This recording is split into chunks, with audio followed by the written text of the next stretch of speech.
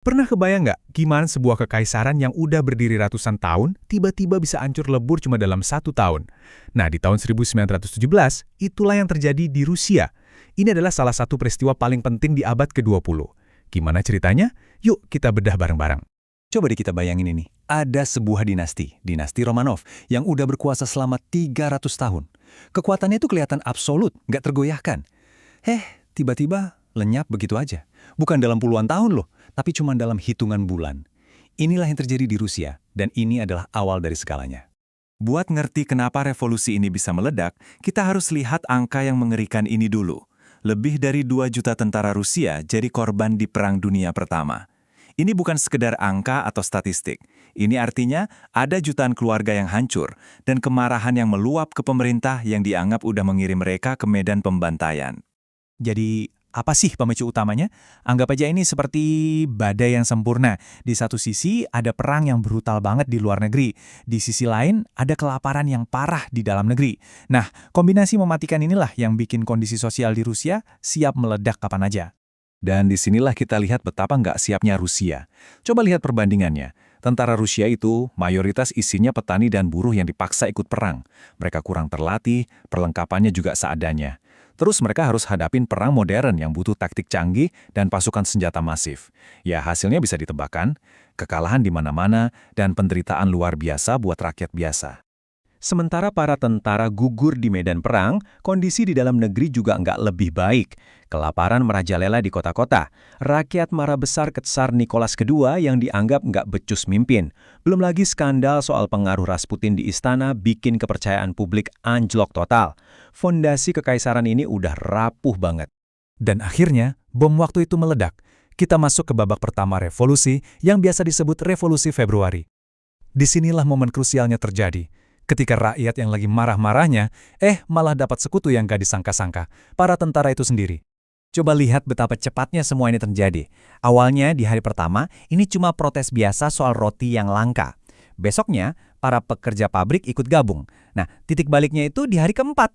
Tentara yang harusnya melindungi Tsar malah diperintahkan nembakin rakyat. Tapi apa yang terjadi? Mereka nolak dan malah ikut memberontak. Cuma dalam 8 hari, sebuah dinasti yang berkuasa 300 tahun runtuh. Gila kan? Turunnya Tsar Nicholas II itu bukan cuma akhir dari satu pemerintahan loh. Ini adalah akhir dari sebuah zaman. Kekuasaan monarki absolut di Rusia udah tamat riwayatnya. Tapi kekosongan kekuasaan yang ditinggalkannya ini justru membuka babak baru yang jauh lebih nggak pasti dan berbahaya. Oke, Tsar udah pergi, terus gimana? Dibentuklah pemerintahan sementara. Banyak yang ngarep ini bakal jadi awal yang baru. Tapi harapan itu pupus dengan cepat. Kenapa? Karena mereka mewarisi negara yang udah hancur berantakan dan, parahnya lagi, mereka bikin serangkaian kesalahan fatal. Mereka bikin 2 kesalahan besar yang nggak bisa dimaafin rakyat. Pertama, mereka nekat lanjutin perang, padahal perang itulah sumber masalahnya. Kedua, mereka nunda-nunda reformasi tanah yang udah diidam-idamkan para petani. Ya, dengan ngabaikan 2 keinginan terbesar rakyat, mereka seolah-olah membuka pintu lebar-lebar buat kelompok yang lebih radikal.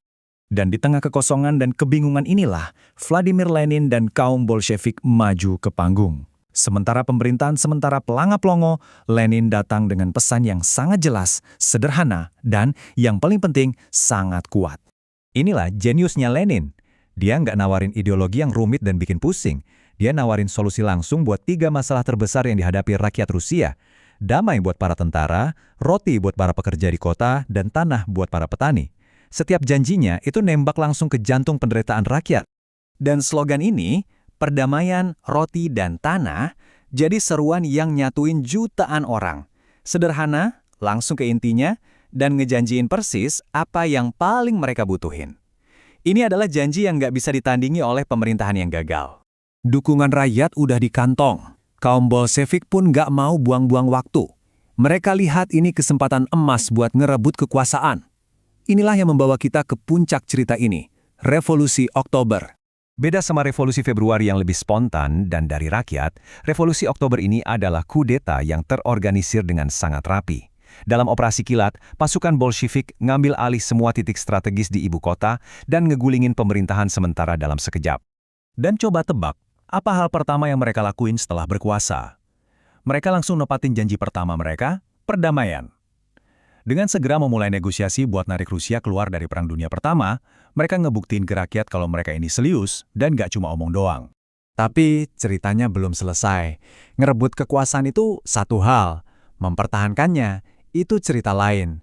Kemenangan Bolshevik ini malah memicu perang saudara yang brutal banget antara tentara merah mereka melawan tentara putih, yaitu gabungan semua pihak yang menentang mereka. Rusia pun kembali tenggelam dalam pertumpahan darah. Setelah berhasil menang perang saudara, kaum Bolshevik akhirnya mengukuhkan kekuasaan mereka. Dari abu dan puing-puing kekaisaran Rusia, lahirlah sebuah negara yang benar-benar baru dan radikal, Uni Soviet.